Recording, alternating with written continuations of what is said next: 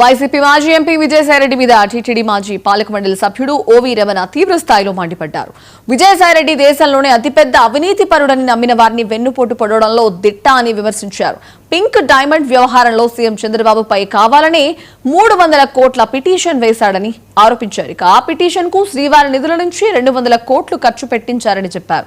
YCP హయాంలో 3 రాజధానుల ఆలోచన విజయసాయిరెడ్డిదేనని, కుల రాజకీయాల వల్లే వైసీపీ నాశనమైందని చెప్పుకొచ్చారు. విజయసాయిరెడ్డి రాజీనామా జగన్ వ్యూహంలో భాగమేనని ఓవి రమణ వ్యాఖ్యానించారు.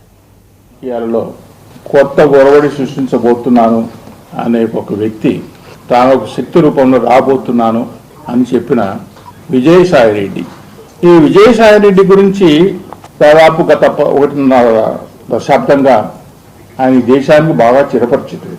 ఎంత చిరపరిచితుడు అంటే ఈ దేశంలో ఉన్న వ్యవస్థలు సిబిఐ, ఈడీ, ఇంకా ఇటువంటి వ్యవస్థలు ఉన్నాయి, అన్ని వ్యవస్థలు కూడా బాగా చిరపరిచితమైన వ్యక్తి, నమ్మక ద్రోహానికి మారుపేరైన వ్యక్తి, కుతంత్రాలు చేయటంలో, నమ్మిన వాళ్లకు వెన్నుపోటు పొడటంలో ఆయన్ని మించిన వ్యక్తి మరొకరు కాదు, మరొకరు లేరు.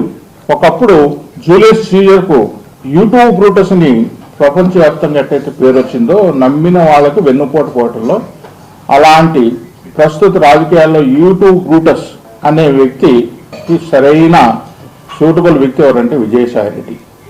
నేను ఎందుకు చెప్తున్నాను ఈ విషయం అంటే 2020 సంవత్సరంలోనే 9 మే విజయసాయిరెడ్డి గురించి నేను పెద్ద వ్యాసం రాశాను. ఒక ప్రముఖ దినపత్రికలో విజయసాయిరెడ్డి గురించి వ్యాసం రాశాను. విజయసాయిరెడ్డి నైజం ఎటువంటిది, వ్యక్తిత్వం ఎటువంటిది,